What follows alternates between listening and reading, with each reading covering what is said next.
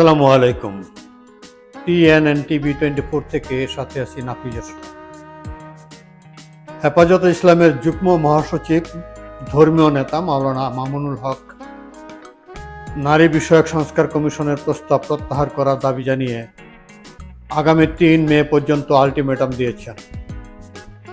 এই কমিশনকে বাতিল করে কমিশনের সদস্যদের বিরুদ্ধে আইনি ব্যবস্থা গ্রহণের দাবি করেন মামুনুল হক। তিনি বলেন, নারী বিষয়ক সংস্কার কমিশনের দেওয়া বিতর্কিত প্রস্তাব নিয়ে অন্তর্বর্তী সরকার যদি ইসলাম ও কোরআন বিরোধী প্রস্তাব নেয়, তাহলে এই সরকারের সাথে শেখ হাসিনার চেয়ে ভিন্ন কোনো আচরণ করবে না হেফাজতে ইসলাম। 6টি সংস্কার কমিশন গঠন করা হয়েছে। 5টি সংস্কার কমিশনের প্রস্তাবনাকে আমরা স্বাগত জানিয়েছি।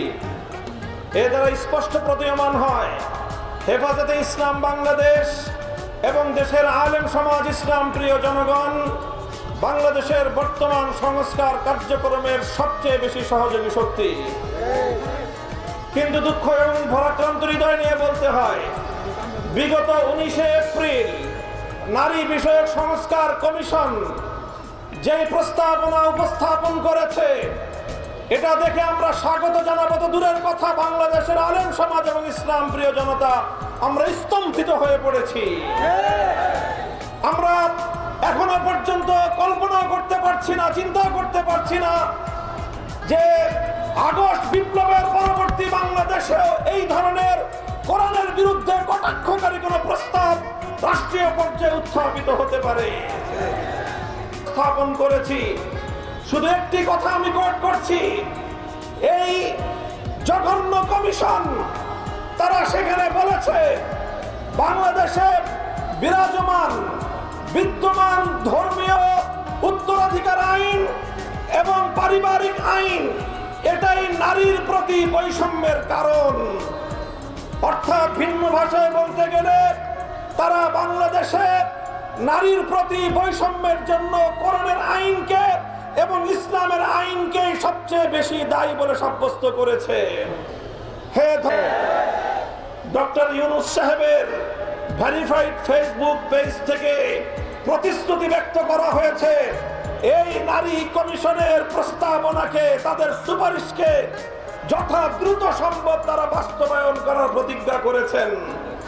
এই প্রতিজ্ঞা করার পর অর্থাৎ তারা আল্লাহর কোরআনের আইনকে, যতটুকু আইন পারিবারিক এবং উত্তরাধিকার আইনের মধ্যে এখনো বিদ্যমান রয়েছে, সেটাকে নাকি বাংলাদেশ থেকে উৎখাত করবেন, এই প্রতিশ্রুতি দিয়েছেন, এই অঙ্গীকার করেছেন ডক্টর ইউনূস সাহেব। পরিষ্কার কথা, আল্লাহর কোরআনের বিরুদ্ধে যদি অবস্থান নেন, তার সঙ্গে শেখ হাসিনার চেয়ে ভিন্ন কোনো আচরণ আমরা করব না। আমরা পরিষ্কার আলটিমেটাম ঘোষণা করেছি, আগামী 3 তারিখের পূর্বে বিতর্কিত নারী কমিশনের প্রস্তাবনা প্রত্যাখ্যান করে, প্রত্যাহার করে এই কমিশন যদি বাতিল না করা হয়, সোহরাওয়ার্দী উদ্যান থেকে পরবর্তী কর্মসূচি ঘোষণা করতে বাধ্য হবে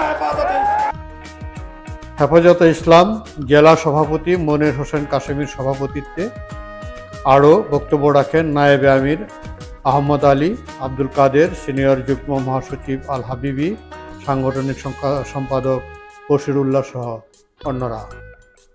নাফিজ আশরাফ, টিএনএন টিভি 24।